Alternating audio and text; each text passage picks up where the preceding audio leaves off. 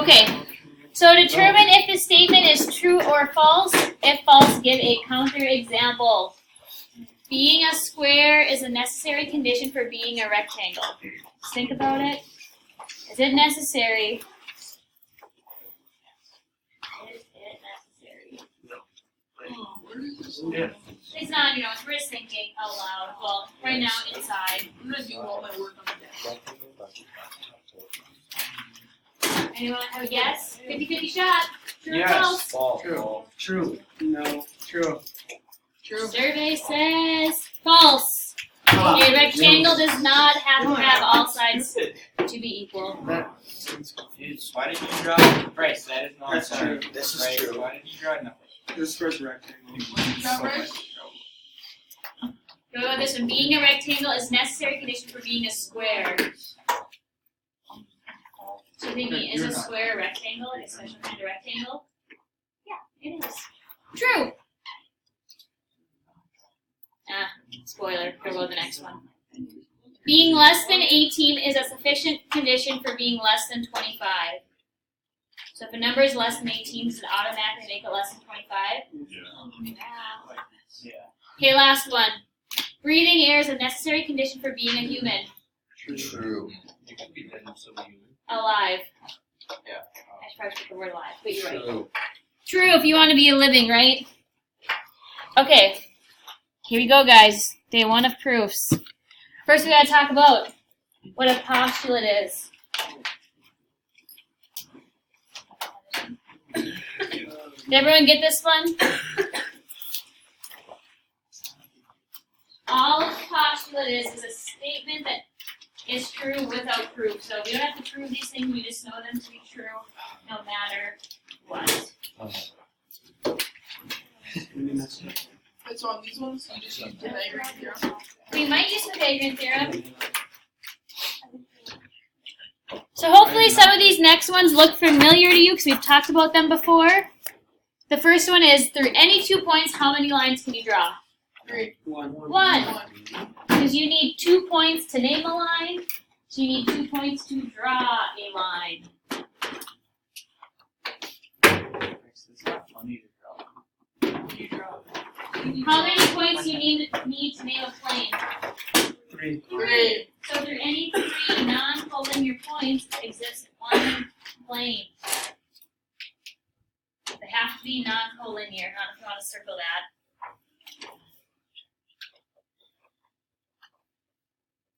How many points do you need for a line? 2. So a line contains at least 2 points.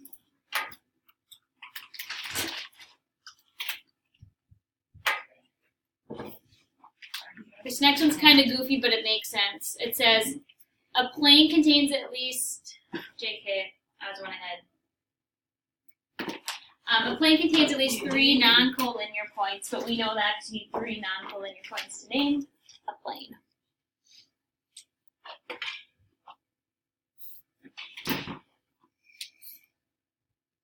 Okay, this is the one I was thinking of. If 2 points lie in a plane, then the entire line containing those points is also in that plane. So if you have 2 points in a plane, and you connect them with a line, wouldn't that whole line still have to be in that plane? Yeah. Yep, that's what that one's saying.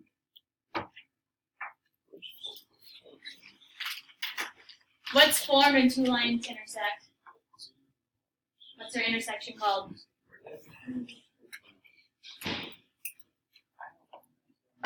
What do these 2 lines make? Intersection point. A point. So 2 lines intersect in only 1 point. Do you remember what 2 planes make when they intersect? A line. A line. So now we can use these inner proofs for free. We don't have to explain ourselves. We can just say because of these. So we're going to have to explain ourselves today, and we're going to say because of this. Okay? So today, everything you say has to be justified by a reason. You can't just say it because you want to. So now go to this one in your notes. One of the building on there. It says explain How the photo illustrates each statement is true, then state the postulate that can be used to show the statement is true. This is all necessary. What's that? This is necessary. It's not. Do people do this? Well, we're learning. That's why it's necessary. Okay. Lines N and P. You guys find them on your picture here? Here's N. And here's P. What are they forming on that building? Yeah, they're like the edges of the building, so we're going to say the lines are edges of the building.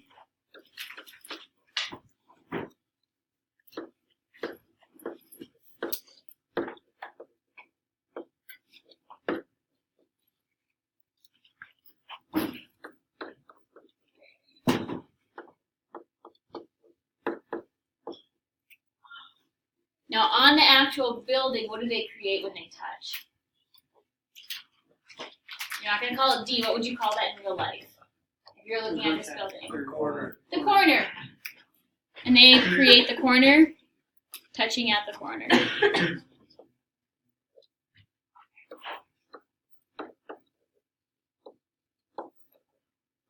Okay, so we explain what it is in real life on this example.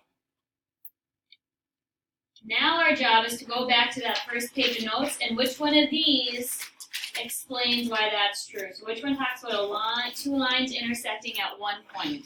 So it's like the one that just Second to last. if two lines intersect, intersections is Yep, if two lines intersect and their intersection is exactly 1 point.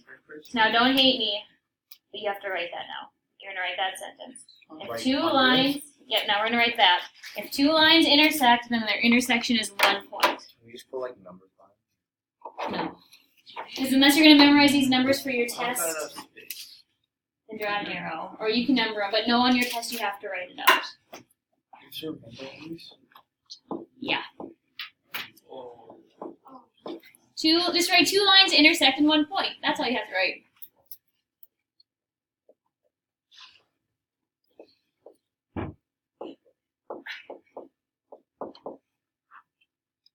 Two lines intersect in 1 point.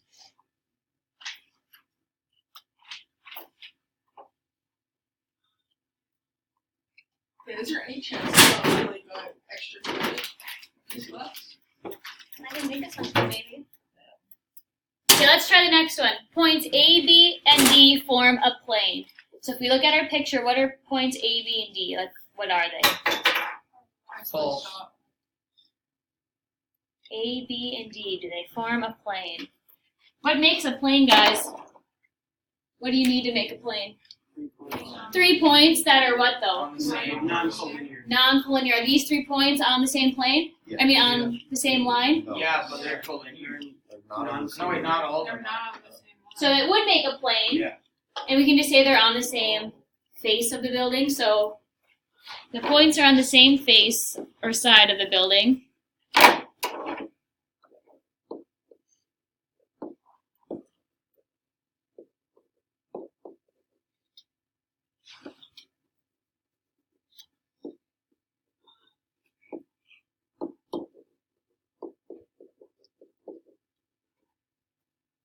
And now we're going to go back to your front page and figure out which one of these describes why that's true.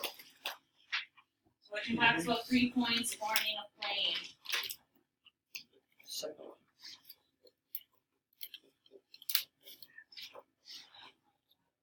A plane contains at least 3 non-collinear points. You guys see that one?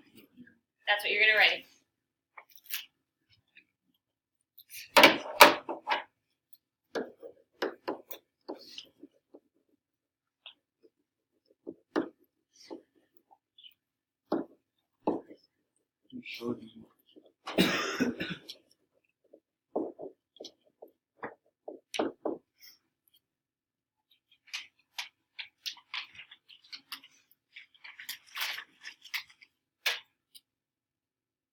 Okay, so read the next one so you can kind of come up with a plan on your own. A plane that contains A, D, and E intersects a plane that contains F, G, and E and form line K.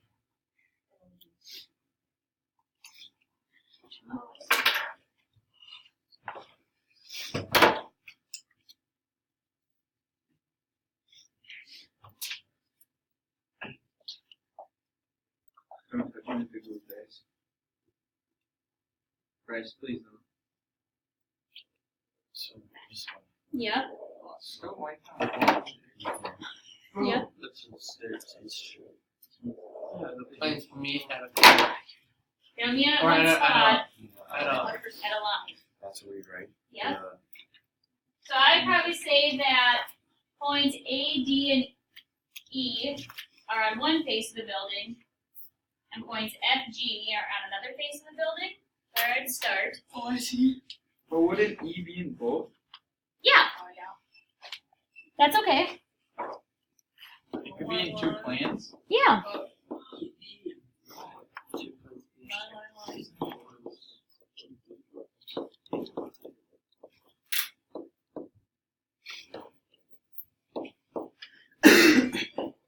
What song is that? Wait, is this all that first star? No, No. this is just us thinking how to write like a proof. So it'd be okay if you just said the planes are on the other sides of the line? Sure.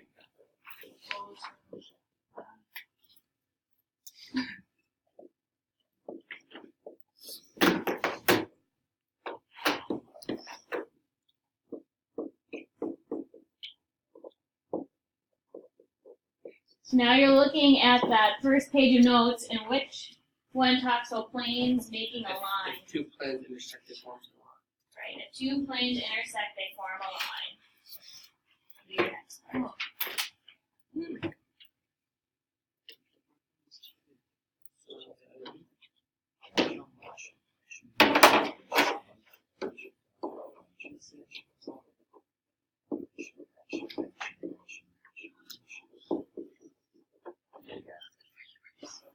Wait, Bryce?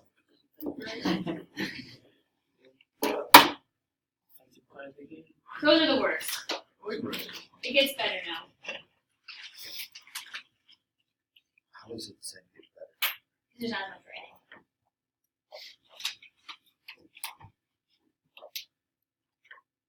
Okay, now we're going to see if these situations are sometimes, always, or never true. If two coplanar lines intersect, then the point of their intersection lies in the same plane as those two lines. What do you guys think? Don't know, let's draw a picture. Here's a line. Here's a line. What does coplanar mean? On the same plane. Would their intersection point be on that plane? Oh, yeah. So what's our answer going to be? Always Always true.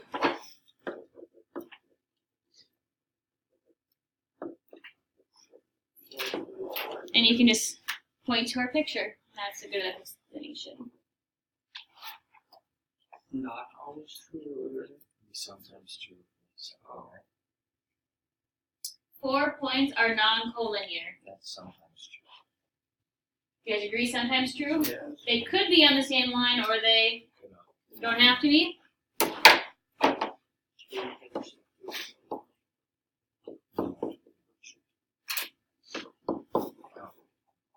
Always true. Sometimes true.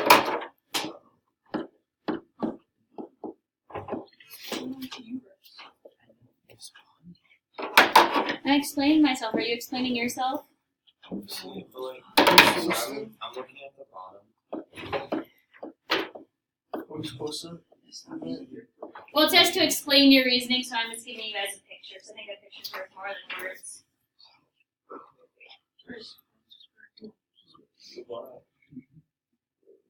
It's easy. Yeah.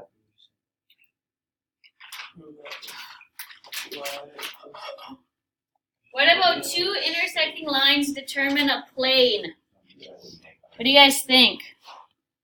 Two intersecting lines determine a plane. Not true. Okay, let's just draw it out. How many points make a line? Two. 2, so I'm gonna draw a line. Then I'm gonna draw another line. How many points make up a plane? 3 or 3 or more. So would I potentially have 3 points Mm-hmm. on that plane that could determine? Yeah. Always true. Oh. Because this point, the intersection point, and that point would always be on that same plane. Okay, so how do we write this last one? Just do the work, okay? Yeah, Just show this picture. not the right up flow. Yeah, we haven't got there yet. It's easy. It's easy. Do we need like a 5 minutes to stand up? You're falling asleep on me. Okay, what do you turn off your Load phone? your phone. Mine Be rude. Mine's right here off, charging. Okay, because now we're gonna actually write a proof. It's Noah's. Okay, but today's kind of like a training wheel day because they're just algebraic proofs. So you guys already know how to solve equations. We're just trying to learn the format. Okay. So the first one says a flow proof. So we just have an equation and we're gonna solve it. Okay. How about off to the side? Let's write this out. Let's just solve this like we would in Algebra 1. Like, So this is what we're starting with. Just use kind of off to the side. Give yourself some space. Now, how would I go about solving this? plug Multiply 7. 3 to both sides. Yeah, multiply 3 to both sides. That's how to get rid of my denominator. Oh, yeah. So then I would have y plus 2 equals what? 9. And then you would subtract 2. Yeah. Did I get what I wanted? Yeah. Okay. So we know how to do this. Now we just have to write it in a proof. And they want a flow proof. So you're going to give yourself some bubbles. So our first thing goes here, which is what we're given. So you're going to put given. And then we're going to plug in what we were given.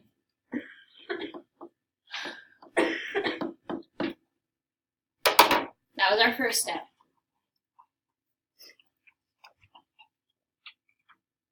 Okay, now what did we do next? What was our next step? We multiplied by 3. So again, math people aren't very creative, so we call that the multiplication property.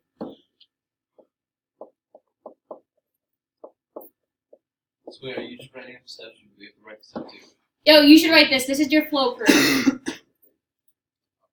Everything like I'm writing here is what we expected of you. And now you write what we got after we multiplied.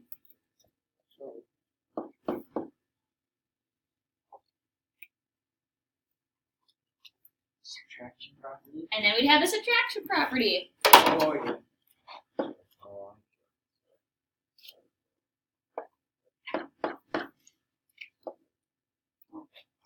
I'm running out of space, but subtraction property. So can you see that everything we did, we had a reason why we did it, so no one can question that we're wrong? That's what a proof is. Like, we have to do this for like really big problems. Yeah. Not today. Not till next week. We're just doing algebra stuff today. No,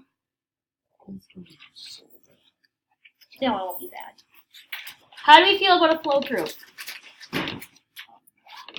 Not great. Okay. Let's try a 2-column proof, but will you change what you were given to what I haven't read? Change what you were given to what I haven't read. so what would our given be normal? What's that? Like if don't what you don't have there. Yeah, change you're given to what I have in red.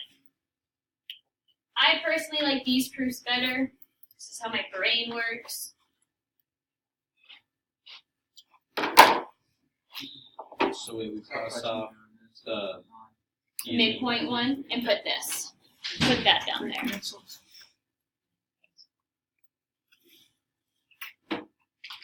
So let's think of a game plan, because that's what you have to do when you make a proof. You have to have some kind of a vision of where we're gonna go.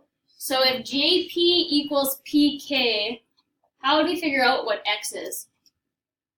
If JP equals PK, what would you guys do? 5x. Did you guys hear what Will said? Yep. He said to put them equal to each other and then just solve. Okay, so this is how that's gonna look. For a 2-column proof, you're gonna have a side that says statements.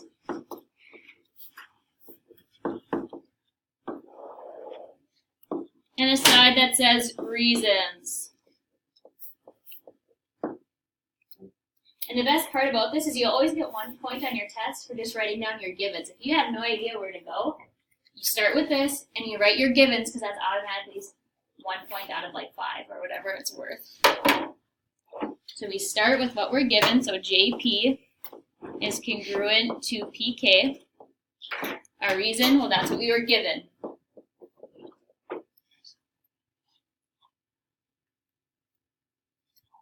So, where you?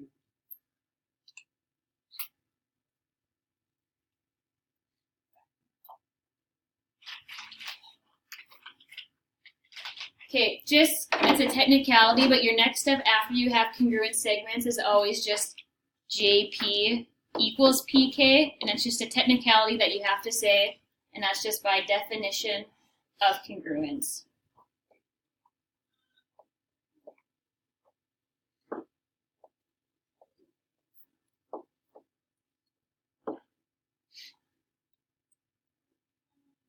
Now we can plug in for those variables. Because what does JP equal in our picture?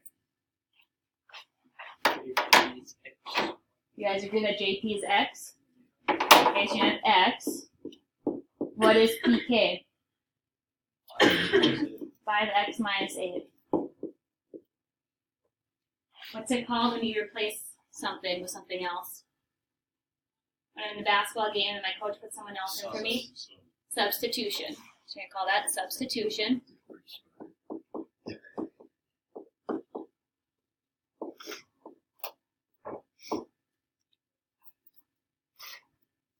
Okay, now how would you get X by itself?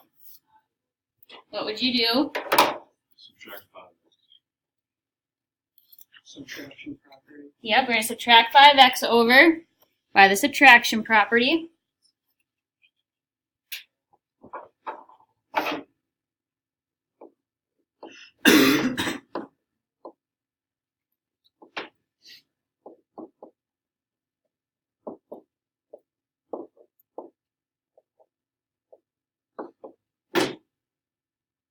And then what? Division property. Division property.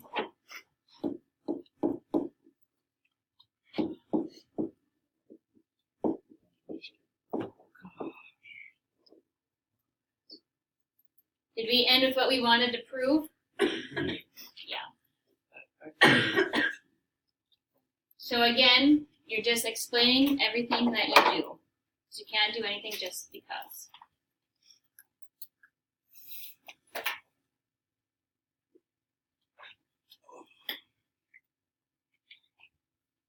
Okay, your homework's just like what we did